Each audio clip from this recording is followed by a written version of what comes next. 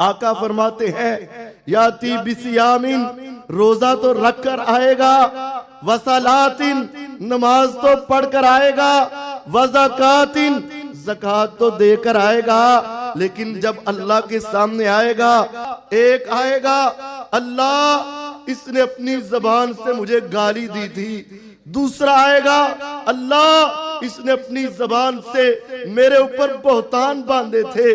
तीसरा आएगा, अल्लाह इसने अपने हाथ के साथ मुझे फजूल में मारा था।